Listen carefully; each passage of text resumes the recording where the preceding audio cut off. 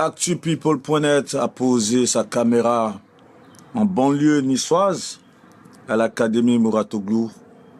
C'est l'une des plus grandes, l'une des plus belles académies de formation de tennisman qui a vu passer de grands noms, de très très grands noms. Tout à l'heure, notre invité va en parler. Eliakim Koulibaly, champion de tennis de Côte d'Ivoire, au dernier tournoi majeur qui a eu lieu où il a battu en finale le numéro 1 africain de tennis. Bonjour Eliakim. Bonjour. Merci en tout cas de nous recevoir dans ta cachette, dans ce calme où tu entends le chant des oiseaux. C'est de là que le champion il tire toutes ses inspirations, c'est ça? Ouais, bien sûr, bien sûr, bien sûr. Merci à Actu People d'être là aujourd'hui. C'est vraiment un plaisir. Comme je dis, c'est un coup de chance. Et comme on dit, les coups de chance, il y a beaucoup de belles choses qui se passent sur les coups de chance. Donc, je suis très content d'être là. Donc, c'est là où je vis, à l'Académie Ouagadougou, où je suis basé depuis 5 ans maintenant. Donc, voilà un peu mon palace. C'est ma base. Et c'est là où je vis avant d'aller jouer mes tournois. Parfait.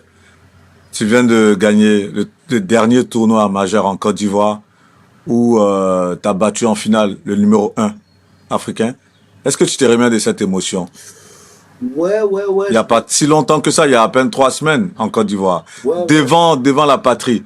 Parce que pour rappel, Eliakim, il est ivoirien. Tout à l'heure, on va parler de ton parcours, de où tu es né, on va dresser ton parcours en somme. Mais bien avant, est-ce que tu t'es remis de cette émotion devant la patrie? Ouais, ouais, ouais, ouais, j'y pense toujours, car c'est un rêve depuis devenu réalité. Parce que, comme on peut dire, le tournoi d'Abidjan, c'était la première fois qu'il a été organisé en Côte d'Ivoire. Parce que c'est un ATP Challenger, c'est comme un tournoi très, très important. Et avant même le tournoi, j'avais eu le président, il m'a dit, ouais, Eliakim, je vais organiser ce tournoi-là. Donc, il faut que tu fasses honneur au pays, il faut que tu fasses honneur à la nation. Donc, je lui ai dit, président, je vais essayer de tout donner. Et voilà, ça a payé parce que, comme on peut dire, il y avait 2 tournois de base.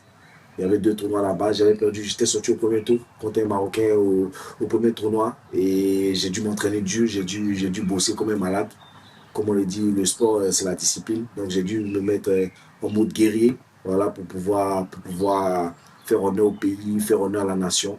Donc, tu vois, et finalement, j'ai gagné. C'était vraiment génial, car c'est vraiment compliqué de gagner chez lui à la maison, vu la pression du peuple, vu l'envie que tout le monde, tu veux vraiment prouver aux gens vraiment prouver aux gens ce que tu sais faire. Donc c'était pas vraiment facile, mais à la fin, j'ai gagné ce tournoi. J'ai dit merci au bon Dieu et vraiment c'est quelque chose de magique. Encore félicitations. Merci beaucoup. Le champion, il est né où? Il a grandi où? D'abord, Eliakim Koulibaly, il est né en Côte d'Ivoire. Je suis né à Port-Boué, à l'hôpital de Port-Boué, mais j'ai grandi à Biétry Village. Pour ceux qui connaissent Biétry Village, c'est en zone 4, au village de Biétry. Et après, j'ai grandi en Cheikoumassi. Donc, c'était un peu dans la zone de Makori. Voilà, c'est là-bas que j'ai grandi, dans le village j'ai brillé et je partais à chaque fois au club. Parce que mon père, il est coach de base, coach de tennis. Mon père, c'est lui qui m'a appris à jouer. Donc, je partais là-bas au club athlétique. C'est là-bas que j'ai commencé. Après, je suis allé à la Sotra Tennis Academy. Donc, c'est là-bas que tout a commencé. Et je suis là aujourd'hui. C'est un pur produit du tennis ivoirien. Lorsqu'on est un père entraîneur, c'est de là que la passion naît, ou toi tu te prédestinais à autre chose, et à force que papa t'emmène des raquettes, tu te dis, peut-être je vais suivre cette voie, ou comment les choses commencent. Non, de base, j'avais commencé ouais, petit comme tout enfant. Je partais à l'école de base et après je suis allé au club parce que je partais voir papa comme il travaillait là-bas. Donc entre les pauses, il y a un moment qui m'envoyait au club. Donc je partais regarder et un jour il m'a donné une raquette et ça a commencé à jouer parce que de base, je faisais le foot.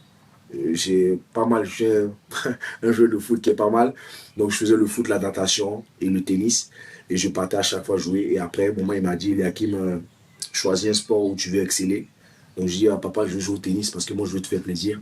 Comme ça. Et c'est là que tout a commencé. Et j'ai commencé à jouer. On a commencé à s'entraîner dur parce que j'ai travaillé hyper dur. Mon père était très dévoué, tu vois, à m'entraîner dur. Donc j'ai bossé très dur pour être là où je suis aujourd'hui. Et ça avait commencé à l'Athletic Club de Biétry.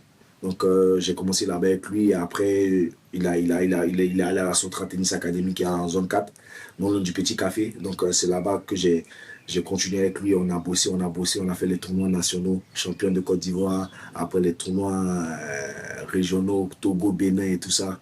Et après, championnat d'Afrique et tout ça. Et vraiment, ça a explosé, quoi. Et j'ai vraiment bossé, quoi, pour être à ce niveau aujourd'hui. Comment tu devais faire le choix, la détonation? C'est à quel âge tu te dis, finalement, papa, je vais faire le tennis? Ouais, finalement à 11 ans. Hein. À 11 ans, il m'a dit, parce que mon père, c'est quelqu'un, il m'a toujours dit, Eliakim, il faut que tu sois responsable. Dès le jeune âge, il essayait de me responsabiliser.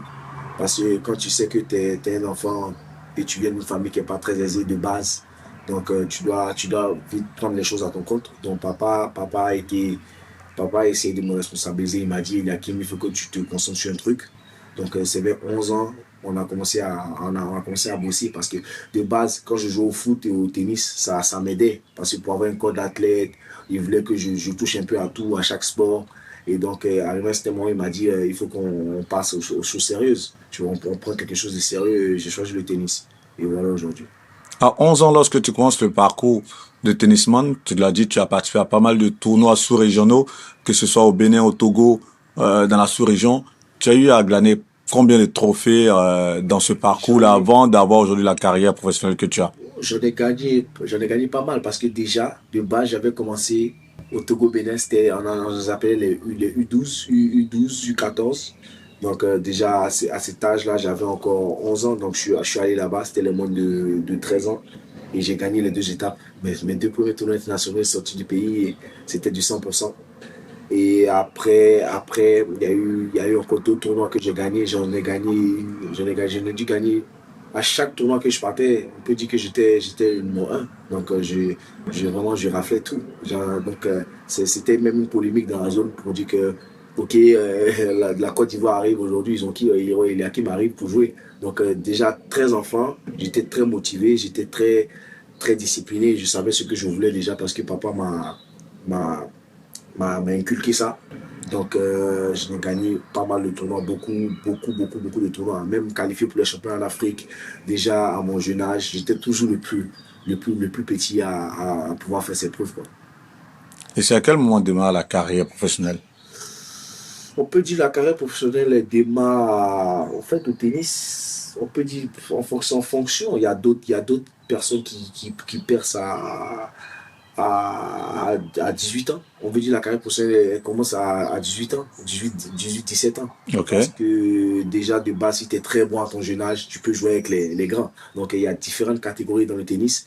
D'abord, il y a les tournois juniors, comme on peut le rappeler. Les tournois juniors, c'est de 15, on peut dire, dans la marge de 14, 15 à 18 ans, où tu joues des tournois ITF, ça s'appelle. Des tournois ITF, ça te permet d'engranger des points après pour jouer les grands chelems parce qu'il y a un classement junior mondial où tu es parmi les top 100. Donc moi j'étais parmi les top 100 juniors. Donc c'est là j'ai été quoi 16e au meilleur classement. Donc ça m'a permis de jouer. Mondial? Ouais, 16e classement mondial junior. Donc ça m'a permis de jouer l'Australie Open, ça m'a permis de jouer Roland Garros, ça m'a permis de jouer Wimbledon. Tu vois déjà, parce que déjà à 17 ans déjà, j'étais déjà parmi les top 100. Ça veut dire qu'à 17 ans, je jouais déjà avec les 2001. Parce que chez les juniors, une fois que tu as 18 ans, tu n'as plus le droit de jouer les tournois juniors. C'est ta dernière année. Donc, c'est-à-dire, à 18 ans, tu peux jouer. À 19 ans, tu n'as plus le droit. Donc, à tes 18 ans, tu arrêtes de jouer les tournois juniors. Donc, déjà, à 17 ans, déjà, bon, je jouais déjà avec les meilleurs mondiaux juniors. J'étais 62 mondial en ce moment. J'ai joué les tournois. J'ai été champion d'Afrique en 2019 au Maroc, dans une catégorie au-dessus de moi. En 2020, j'étais vice-champion d'Afrique en Afrique du Sud. Donc, j'ai eu un palmarès. J'étais aussi deuxième meilleur athlète de Côte d'Ivoire en 2000, je pense en 2020 ou 2021. Si on regarde bien, je me souviens plus à peu près là, vers là. Donc, j'ai eu un bagage quoi, avant d'être. Mais sinon, la carrière professionnelle, elle commence à tes 18 ans. Donc, c'est à tes 18 ans que là, tu commences à devenir un homme, que tu commences à te lancer sur le circuit. Donc, voilà un peu ça. À 18 ans que la carrière professionnelle commence sur le circuit des ATP, qu'on peut voir aujourd'hui les Rafael Nadal, tous les grands champions. Est-ce qu'à mi-parcours de ce récit de vie, est-ce qu'on peut dire la Côte d'Ivoire est en train d'assister à la naissance d'un grand champion de tennis? Oui, bien sûr, comme on le dit, déjà il y a eu des grands champions. Il y a eu les frères Ngouran, et les frères Ngouran, t'as eu, voilà, c'était eux la référence. C'était eux la référence, ils ont joué, ils ont essayé de faire de leur mieux, ils ont eu des grands palmarès à qui je tiens, je salue au passage, car c'est nos dévanciers, ce sont nos grands frères. Et jusqu'à un moment, il y a eu un moment de stag, parce que tu peux voir qu'en Afrique, c'est un peu compliqué, parce que le tennis, c'est un sport qui est riche aujourd'hui. C'est pas comme le foot. Il y a pas assez d'infrastructures, il y a pas assez de tournois. Donc, moi, je peux dire la grâce que j'ai eue, c'est parce que mon père, il était coach, il m'a vraiment poussé, vraiment poussé, vraiment poussé. Et vraiment, j'y ai cru en mes rêves. Donc, on peut dire, on peut assister, voilà, on peut dire que aujourd'hui, je suis celui qui tient le tennis ivoirien. Mais mon but, d'inspirer les autres jeunes derrière moi. Il y en a d'autres qui jouent pas mal. Il y a Kwame Miko, j'ai des partenaires en Coupe Davis qui jouent pas mal. Donc, c'est de les pousser à aller jusqu'au bout, quoi. Donc, on peut dire que ouais, je suis celui qui tient le tennis ivoirien aujourd'hui et c'est un immense honneur et c'est une charge vraiment lourde pour moi. Et voilà, quoi. Donc, j'essaie de faire de mon mieux chaque jour à mon quotidien pour essayer de rendre le peuple fier, l'Afrique fière et le monde fier. En tout cas, tu es sur la bonne voie. C'est à quel moment tu as atterri ou on va dire tu intègres cette académie où tu nous reçois? Ouais, j'ai intégré l'académie, on peut dire, parce qu'il y avait le Covid. En ce moment, comme on le dit, j'ai fait de 13 à mes 18 ans. J'étais au Maroc, au centre ETF à l'académie, où tu as tous les meilleurs Africains qui sont. Et après, normalement, le cursus était à tes 18 ans, il y a l'université aux États-Unis qui te donne des bourses pour aller étudier là-bas et tu joues pour l'université et tu fais tes études en même temps. Donc, moi, j'ai dit non, ça ne me va pas parce que moi, je voulais vraiment jouer au tennis. Donc, il y a eu la championne de tennis, Marie Pierce, qui a gagné 2 grands chelems, qui m'a vu. Et c'était un coup de chance, c'était un coup de chance et grâce, quoi, de la part de Dieu qui m'a fait cette grâce. Elle m'a dit, ouais, Eliakim, tu veux jouer au tennis et tout. Donc, vas-y, je vais te donner une chance. Et donc, c'est comme ça que j'ai intégré. Parce que en 2020, c'était vers la fin du Covid. Donc, elle m'a dit, viens en France. Donc, je suis arrivé en France en octobre 2020. Donc, j'étais avec elle et c'est là où j'ai joué le Roland Garros. Parce que le Roland Garros, cette année-là, a été en novembre, octobre. Donc, c'est là où j'ai joué au Roland Garros et après, je suis resté ici et jusqu'à aujourd'hui. Donc, voilà quoi. Donc, c'est ça. C'est là depuis, voilà, On va 2020. dire 5 ans Donc, ça maintenant. fait 5 ans maintenant que je suis là parce que après, Marie Pierce, elle est partie. Elle est partie. Après, je suis resté là. Donc, il y a une fondation, il y a une dame qui a une fondation. Ça s'appelle la Fondation Astra. C'est eux qui aujourd'hui qui m'aident à rester ici. C'est eux qui me payent les entraînements ici à l'académie. Donc, c'est grâce à eux que je suis ici aujourd'hui. Bravo. En tout cas, ça te permet d'avoir une grosse marge de progression. La preuve, tu es champion aujourd'hui en Côte d'Ivoire. Tu es aujourd'hui parti pour intégrer le top 250. Tu vas t'ouvrir certaines portes. Aujourd'hui, ton classement mondial, tout à l'heure, j'ai regardé, tu es à la 268e, 270e place. 270e place. Ouais. Il te faut gravir juste 20 marches Ouais. pour participer à des tournois majeurs. Ouais. Tu viens d'être quart de finaliste à un dernier tournoi en Georgie. Ouais. Waouh. Qu'est-ce qui se profile pour Eliakim pour le futur? Bon, que des bonnes choses, que des bonnes choses, que des bonnes choses, que des bonnes choses. Comme moi, je suis un bosseur, comme je le dis au tennis, c'est un sport de discipline, c'est un sport d'acharnement. Faut avoir vraiment envie. Et moi, j'ai vraiment envie d'y arriver. Et pas que pour moi, mais pour l'Afrique. Parce que c'est quelque chose qui me tient à cœur. Aujourd'hui, tu vois pas beaucoup d'Africains sur le circuit. Surtout des mecs qui sont de couleur de peau noire, africains sur la scène mondiale aujourd'hui. Donc, pour moi, c'est un objectif, c'est quelque chose, c'est une folie pour moi, quoi, parce que je veux prouver aux gens et au monde que il y a des gens, il y a des Africains qui peuvent jouer, il y a des Africains qui peuvent réussir dans ce sport, tu vois, parce que pour moi, tout est possible. Hein. Tout est possible, comme on le dit dans la Bible, tout est possible à celui qui croit. Moi, je crois en mes rêves, je crois en mes facultés, je crois que je peux y arriver. Je sais que j'ai un talent, je sais que j'ai un potentiel. Donc, je bosse, malgré les difficultés, malgré le positif. Donc, toujours se remettre en question, tu vois. Gagner des tournois, c'est bien beau, mais c'est pas la finalité. Faut toujours bosser dans la vie. Faut pas se reposer sur le laurier, faut pas être paresseux, faut pas être... comme je dis, voilà, le tournoi d'Abidjan, je l'ai gagné. Je suis très content aujourd'hui parce que je l'ai gagné. Très, très fier. Mais voilà, quoi, c'est passé, quoi. On se met à autre chose. Je suis allé en Georgie, quart de finale, ok, c'est bien. Donc on passe à autre chose, on continue, on continue. On essaie de gratter où on peut gratter. On essaie de faire des résultats où on peut faire des résultats. Et pourquoi pas rentrer dans le top 100, jouer les qualités de Grand Chelem et être celui-là qui va inspirer la génération qui va venir après. En tout cas, tu as été vraiment taillé d'un moule de champion. On voit cette mentalité de gagnant, de champion et qui veut rayonner pour tout un continent. Est-ce que tu as des repères, tu as des modèles quelque part dans le domaine du tennis? Ouais, bien sûr. Comme je l'ai dit depuis petit, c'est Rafael Nadal. En plus, hier, qui vient de prendre, vient de prendre sa retraite à Roland-Garros. Donc, j'ai regardé la cérémonie. En plus, j'y étais hier. Ça m'a vraiment, c'était vraiment émouvant vraiment de voir ça. Parce que Nadal, c'est quelqu'un de phénoménal. Quelqu'un de phénoménal, c'est quelqu'un qui a gagné Roland-Garros 14 fois. C'est quelqu'un qui est une icône dans le monde du sport. Donc, c'est quelqu'un qui m'a toujours fasciné depuis que je suis petit. Quand tu me vois juste sur le terrain, ma combativité, ma manière de jouer, des fois, tu vois, Vous êtes gaucher aussi? gaucher aussi. Tu es gaucher comme lui? Ouais, effectivement. Donc, je tiens ça de lui, je tiens ça vraiment de lui, quoi. Donc, c'est lui qui m'a inspiré depuis toujours. Donc, c'est Nadal, en fait. C'est Nadal qui m'a bercé depuis tout petit. C'est Nadal qui m'a inspiré, quoi. C'était Tu mon as eu à le idole. rencontrer déjà?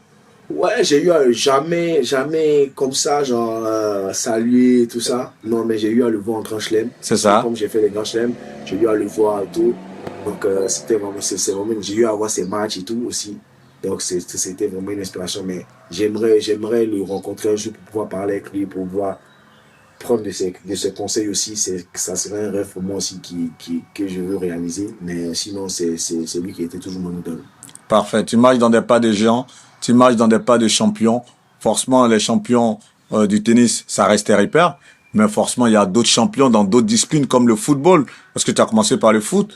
Les champions dans le football, avec qui toi tu as des rapports en Côte d'Ivoire. Parce que qu'on le veut ou pas aujourd'hui, vous êtes tous des élites dans le domaine du sport pour la Côte d'Ivoire. Est-ce qu'il y a certaines élites, il y a certains champions ivoiriens avec lesquels toi tu es en contact? Oui, bien sûr. Quand on veut dire notre grand champion, Drogba Didier, c'est quelqu'un aussi que j'ai vu depuis tout petit. Tu vois, Drogba, c'est une icône. C'est une icône de Côte d'Ivoire, c'est la légende de Côte d'Ivoire. Donc, ouais, je suis en contact avec lui. Des fois, j'essaie de l'envoyer des messages sur mes posts. Tu vas voir sur Instagram, tu vas voir que je le tag parce que c'est l'icône numéro 1 de Côte d'Ivoire. Tu as tous les éléments Wilfried Sengo aussi, que je connais bien, qui est un très bon gars. Très bon gars. Donc, on a discuté, on a eu à se voir, on a eu à échanger. Donc, c'est des très bons gars. À part ces deux, je connais pas d'autres footballeurs ivoiriens, mais il y a que ces deux-là. Pourquoi pas essayer de rencontrer d'autres, comme les Franck Caissier, d'autres personnes, parce que c'est le sport qui réunit tout le monde. Le sport fait beaucoup de belles choses, tu vois. Et moi, je suis aujourd'hui très content d'être athlète parce que ça t'évite beaucoup de choses. Le sport t'évite la drogue, ça t'évite la violence, ça t'évite plein de choses. C'est pourquoi je vais inspirer les jeunes à faire du sport parce que le sport, si tu fais du sport, tu n'auras pas le temps d'aller dans la rue à faire des trucs bizarres. Quand tu vas finir ton sport, tu vas aller dormir direct parce que tu seras tellement fatigué. Donc, à travers le sport, pourquoi pas rencontrer ces autres footballeurs-là, essayer de discuter avec eux, essayer de prendre de leurs conseils, essayer de prendre leur expérience. Comme je le dis, moi, je prends de tout le monde. J'essaie de prendre du positif de tout le monde. Même toi, aujourd'hui, tu es là aujourd'hui, c'est que du positif pour moi. Tu es là aujourd'hui pour m'aider. Tu es là pour une interview. Donc, j'essaie de prendre de toi, tu essaies de prendre de moi. C'est comme ça. C'est comme ça que Yakim aujourd'hui, il essaie de rouler là. Bravo. Comme on le dit, l'oisiveté est mère de tous les maux. Tu l'as dit, hein. Le sport, ça évite d'être oisif, ça évite donc de s'adonner à des maux. Et toi, le sport, tu aides forcément à maintenir ce cap. Et tout à l'heure, tu as parlé de conseils, et je vais te prendre au mot, parlant de Drogba. Et quand tu vois l'immense carrière qu'il a eue en tant que footballeur, et toi qui as cette opportunité de pouvoir échanger avec lui, quels sont les conseils qu'il arrive à te donner pour davantage, on va dire, rôder le champion que tu es? Drogba, comme on le dit, j'avais une fois en 2022, on avait joué la Coupe Davis en Côte d'Ivoire. Donc ce match-là, je me rappelle, c'était vraiment un cauchemar. Parce que je voulais qu'il vienne au match et il n'a pas pu être là. Donc j'avais perdu au pays. Le match, j'étais très déçu. Donc, il a eu à m'envoyer un message d'encouragement. Il m'a dit, il faut pas lâcher, faut pas lâcher, faut continuer de te battre. Parce que quelqu'un d'aussi champion comme lui, qui te donne un conseil, qui te dit, faut pas lâcher, c'est quelqu'un qui a vécu ça. Comme on le dit, c'est quelqu'un qui a vécu, qui sait de quoi il parle, tu vois. Donc, venant de lui, ça m'a vraiment touché, tu vois. D'avoir lui comme apport, quelqu'un à qui, des fois, je peux lui envoyer un message et discuter et qui peut me donner des conseils, c'est quelque chose de très bénéfique pour moi parce que le foot, c'est un sport de vraiment compliqué. C'est vraiment, de vraiment compliqué parce que tu joues devant un stade de 10 000 personnes. En plus, Drogba, il a eu aussi De 60 000 personnes de par 60 000 moment. personnes. Donc, il a eu aussi des fois où en Côte d'Ivoire, il jouait des matchs où il a dû rater, où des gens ont eu, euh, ont eu à dire des choses sur lui. Mais s'il voulait regarder ça aujourd'hui, il serait jamais le Drogba d'aujourd'hui. Mais il a eu à se remettre en question, il a eu à se battre et à pousser. Donc c'est cette discipline-là qu'il a essayé de me passer. Donc ça m'a vraiment fait plaisir d'avoir un message pareil de lui. Donc c'est vraiment magnifique, quoi. Et forcément, lorsqu'on tu as gagné récemment en 2025, tu as pensé à ça? Ouais, bien sûr, tu penses à ça parce que, comme j'ai dit, j'avais perdu la première semaine en Côte d'Ivoire. Il y a des gens les gens, ils parlaient beaucoup. Ils disaient en Côte d'Ivoire, le peuple veut tellement que tu fasses bien. Donc, c'est leur amour pour le sport. Donc, il veut tellement que, donc, quand j'ai perdu, il y a d'autres qui ont eu à dire, ouais, il a volé son classement, il ne mérite pas d'être où il est. Mais pourtant, ils ne savent pas ce qu'Eliakim traverse tous les jours. Ils ne savent pas de quoi Eliakim vit. Tu vois, ils voient juste Eliakim venir au central et jouer, quoi. Ils ne voient pas le Yakim, tu vois, qui galère, le petit, qui fait un sport compliqué, qui sait, Marie qui n'a pas les moyens, il essaie de donner le meilleur de lui-même. Ils n'ont pas vu ça. Donc, ces critiques-là m'ont envoyé à bosser.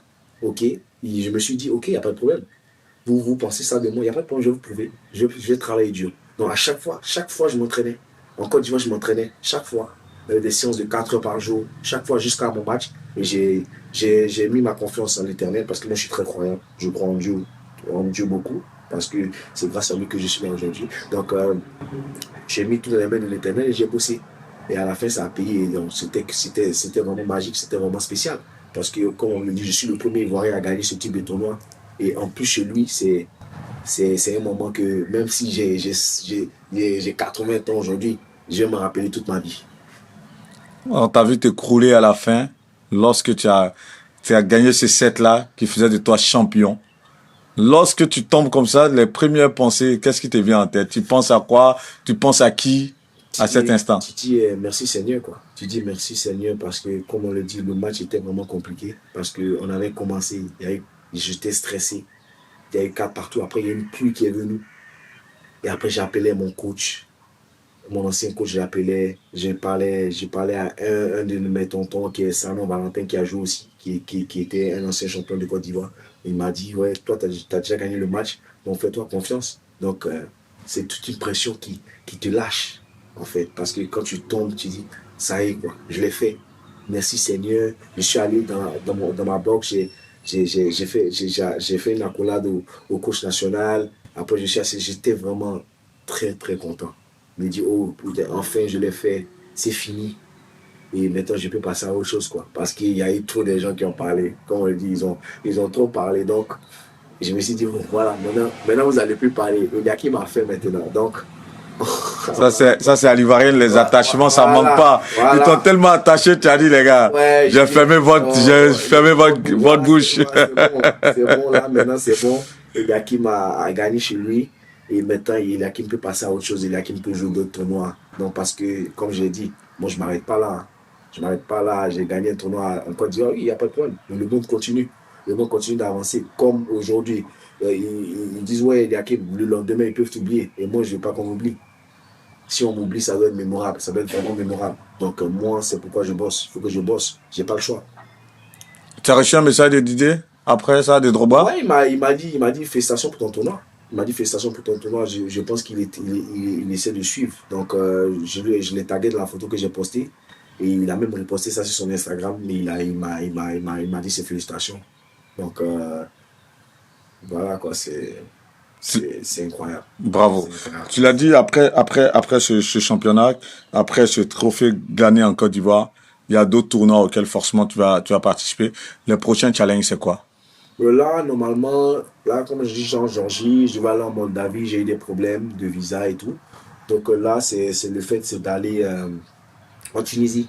Je vais aller, parce qu'en Tunisie, comme si, pour ceux qui ne savent pas, en Tunisie, c'est comme mon deuxième pays. Parce que j'ai beaucoup joué là-bas. Beaucoup joué, parce qu'en Tunisie, ils ont des tournois chaque semaine, des tournois internationaux d'une catégorie un peu plus bas.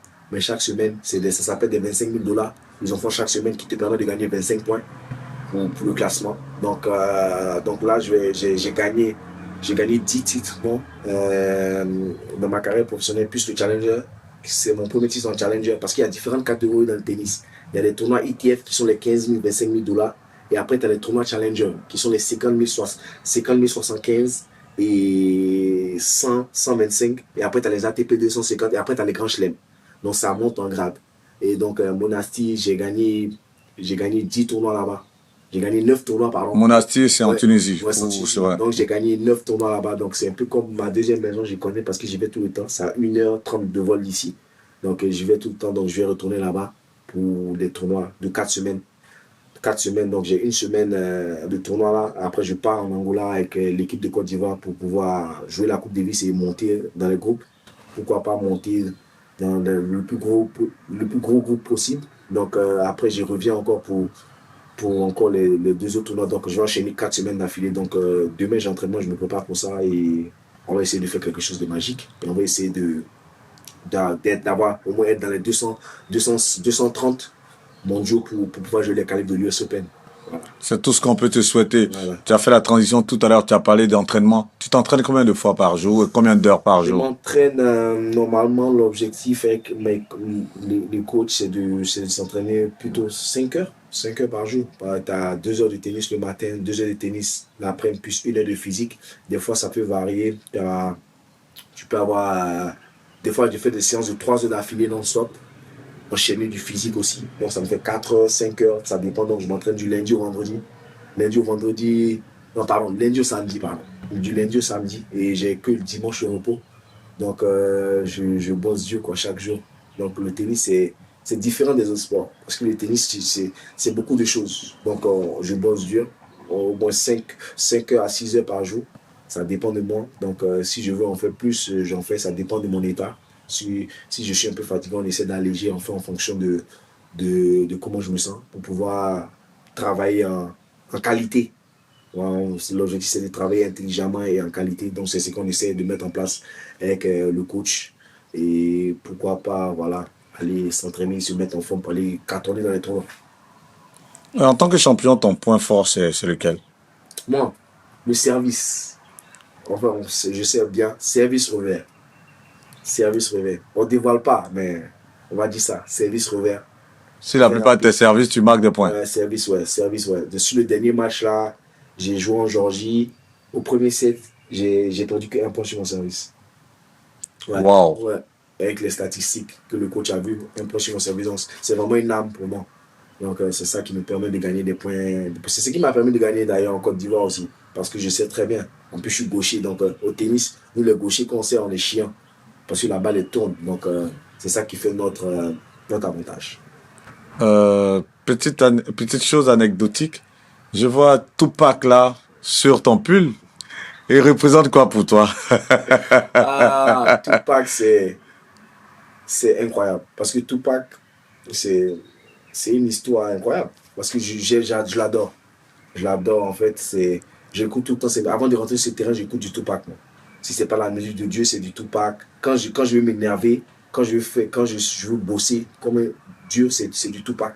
Parce que sa parole, ce qu'il dit dans ses musiques, ça m'inspire. Ça m'inspire. J'adore tout de Tupac. J'aime regarder du Tupac. Si tu me mets un film de Tupac, je vais regarder. J'écoute toutes ses musiques. Je connais quelques musiques par cœur. Tu vois, donc Tupac, c'est vraiment mon inspiration. C'est de lui que je tiens aussi mon inspiration, Tupac. C'est pourquoi je me suis intéressé à ça, parce que quand j'ai vu Tupac, moi, quand j'étais au lycée, en première, on m'appelait Tupac et je me rasais, on portait les bandanas. Ah ouais? Et tous mes amis de lycée qui vont voir cette interview, forcément, ils vont se rappeler, mes gars à la Sikoji, à Yopougon, c'était Tupac. Et quand j'ai vu ça, j'ai dit, tu dois avoir une histoire avec lui. Tupac, et quand tu me dis, il t'inculque cette rage de vaincre de par sa musique, de par ses messages, forcément... Tupac, c'est la rage. J'écoute tout le temps du Tupac, moi. T'es un guerrier dans l'âme quelque part? Ah, bien sûr. Mais c'est ça qui fait la force. Et aujourd'hui, si tu n'es pas un guerrier, tu es un petit Africain, et tu n'as pas les moyens, comment tu vas arriver aujourd'hui au tennis si tu n'es pas un guerrier dans ce Fort. sport de riche où il y a des gens, il y a des gens il y a la discrimination. Des fois, tu vas dans des pays où on te regarde, on te dit, mais lui là, il est venu faire quoi ici? C'est qui ce mec? Qu'est-ce qu'il vient faire? Tu vois, quand je vais, je suis allé une fois, je suis allé une fois en Slovaquie, il y a un monsieur qui s'est déplacé de la République tchèque, il a roulé pour venir me rejoindre. Parce qu'il dit, c'est impossible. C'est qui? L'Ivoirien, s'il y a un Ivoirien ici, il est venu me voir jouer. Et tu vois, donc c'est dans ce sport-là, si tu n'es pas un guerrier dans l'âme, tu peux pas y arriver parce que des fois, tu es fatigué, toutes tes jambes sont mortes. Mais il faut pousser, tu es au troisième set, tu es au cinquième set. Tu dois puiser de tes ressources. Il y a des matchs où je devais perdre, il y a des matchs où je dois perdre. Mais cette âme-là pour dire, hey, mon gars, tu viens de loin. Comme on le dit, il faut savoir d'où tu viens et puis il faut savoir où tu vas. Donc moi, je sais d'où je viens. Donc je ne vais pas venir m'amuser. Il faut que je sois un guerrier, moi. Il faut que je me batte pour pouvoir sortir ma famille de là, pouvoir pouvoir inspirer les jeunes. Si tu n'es pas un guerrier, tu peux pas y arriver. Parce que le talent, ouais, tu peux avoir du talent. Ok, il n'y a pas de problème. Mais si tu n'es pas un guerrier, mon gars, tu vas jamais. La plupart des gars qui ont réussi aujourd'hui, tous les Cristiano Ronaldo, tu prends les Drogba, les Messi, tous les gars, les Nadal, les Federer, mais c'est parce qu'ils ce sont des guerriers. Parce que le guerrier aujourd'hui, c'est ça l'étiquette d'un sportif. Donc, Tu envoies un message très fort là aux jeunes, franchement. oh, bien sûr. Et j'espère que beaucoup de jeunes vont voir cette interview, s'en inspirer. Il faut avoir cette âme de guerrier. Eliakim Koulibaly est certes champion, mais c'est parce que c'est un guerrier, c'est parce qu'il a toujours puisé dans ses tripes. Eliakim, merci pour ce beau moment. S'il y a un message très fort, tout à l'heure on a parlé en aparté et j'ai voulu que tu partages ces rêves avec tout le monde. Tu as dit ma prière c'est d'avoir beaucoup d'argent et soutenir. D'où te vient ce petit côté altruiste où tu as envie de vouloir partager des dividendes avec des gens qui ont peu? Parce que, tu sais, des fois, c'est ça la vie. Les gens qui n'ont pas galéré, ils savent pas. Quand ils réussissent, ils savent pas c'est quoi aider les autres. Mais si tu as galéré et tu sais d'où tu viens, tu vas vouloir aider les autres. Moi, mon objectif, c'est que l'Afrique soit, au niveau du sport, soit les meilleurs. On soit les meilleurs. Dans le tennis, un petit black, peu importe, il doit être le meilleur partout. Donc pour moi, c'est d'aider les jeunes à exceller, et d'aider les jeunes à être quelqu'un demain. Tu vois, moi, c'est parce que tout ce que si j'ai des milliards aujourd'hui, les milliards, c'est pour aider. C'est vrai que ouais, ça va me servir pour moi, j'ai bossé Dieu pour ça. Mais c'est d'aider aussi les jeunes, c'est d'aider parce que c'est en aidant que les autres aussi vont aider d'autres. Tu vois, aujourd'hui, je joue au tennis, j'inspire les jeunes à jouer. L'autre qui inspire, il va inspirer la jeunesse. C'est comme une chaîne, c'est comme le tremplin en fait. Donc d'être ce tremplin-là aujourd'hui, d'inspirer les jeunes à jouer. Parce que quand je vais en Côte d'Ivoire, les jeunes, aujourd'hui, quand ils me voient, ils ont tous envie de jouer au tennis. Tu vois. Et moi, je vois ces jeunes-là, j'essaie de les aider. Quand je vais, des fois, je vois j'ai des cordages parce que j'ai pas les moyens. Non, mais ce que j'ai aujourd'hui, j'essaie de donner. Tu vois, des tenues, des cordages, tu vois, des grippes. Tu vois, aider ces jeunes-là, ok, pour dire, ok, les gars, on n'a pas, mais il faut se battre. Il faut se battre. La vie est dure, mais il faut se battre. Il ne faut pas lâcher. Donc, aider ces jeunes-là aujourd'hui, pour moi, c'est comme une reconnaissance, en fait, pour dire, ah, Seigneur, tu as mis ce talent-là en moi. Si jamais aujourd'hui je réussis, c'est d'une manière pour moi de te dire merci et aider aussi ces jeunes-là. Et ces jeunes-là aussi, ils vont aider d'autres jeunes. Et c'est comme ça que, c'est comme ça, on dit main dans la main, on devient plus fort. Donc, c'est comme ça pour moi, en fait. L'histoire ne commence, il n'a que 23 ans. Il s'appelle Eliakim Koulibaly. Retenez ce nom. Il va surfer dans les grands charts mondiaux dans le domaine du tennis. Retenez en tout cas le nom, Eliakim Koulibaly. 23 ans. Donc peut-être dans 2 ans, dans 3 ans, on en reparlera. Merci de nous avoir reçus dans cette académie où tu es. Et franchement, plein succès, champion. Merci beaucoup à Actu People. On est ensemble. Que Dieu te garde. Voilà, à très bientôt. Bisous. C'était Guillaume Vergès à la caméra. Et on se donne rendez-vous pour d'autres interludes comme ça, avec les célébrités dans les 4 coins du monde. Et merci pour la force. Que Dieu vous bénisse. À très bientôt. Ciao. Ciao.